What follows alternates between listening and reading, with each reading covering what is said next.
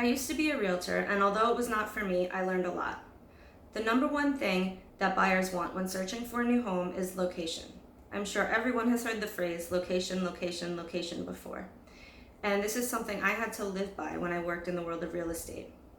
When a person or family is looking for a new home, there are many things they have to consider, including proximity to good schools if they have children, accessibility to highways, and of course, the safety of the area. I once worked with a family who has showed over 100 homes before they found the one they wanted to buy.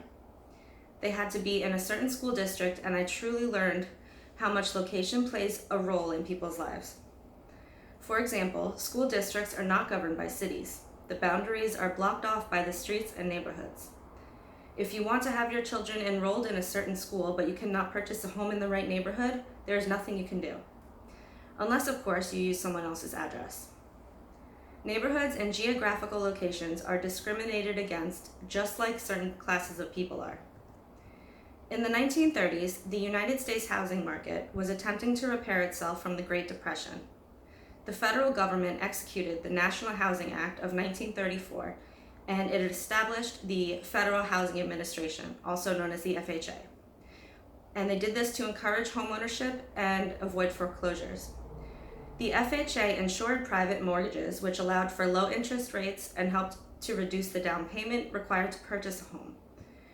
In the year 1935, the FHA enlisted the Homeowners Loan Corporation to develop residential security maps for Baltimore and 238 other cities.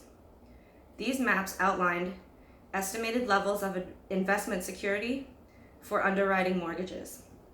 This created a pattern of disinvestment in Black and brown neighborhoods while supporting investment in white communities. The neighborhoods perceived to be desirable and given favored lending status were classified as green or blue, and these tended to be the affluent suburbs. In Baltimore, yellow was designated for the declining neighborhoods, typically with Jewish or newly immigrated residents, and red was assigned for the African American neighborhoods. During this time, neighborhoods in Chicago with Mexican immigrants were also coded as red. This practice of differentiating areas of disinvestment was known as redlining, and it created racism and segregation in the housing market. The GI Bill of 1944 had a provision which presumably guaranteed mortgages to all returning veterans. In actuality, the bill added to the racial wealth gap as it worked directly with redlining. This was because the private companies who issued mortgages to returning soldiers also used the same residential security maps. Between 1945 and 1959, during the post-World War II housing boom, African Americans received fewer than 2% of all federally insured home loans. Rather than acquiring wealth through owning a home, African American communities depreciated and lost value. Blockbusting is another discriminatory housing practice which has become illegal, although there is documentation of it still taking place.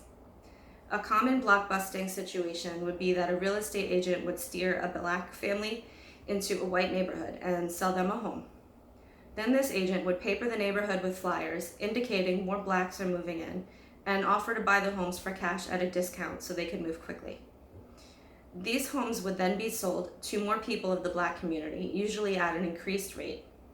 The families who were forced to move due to fear tactics usually take a loss because their homes lost value.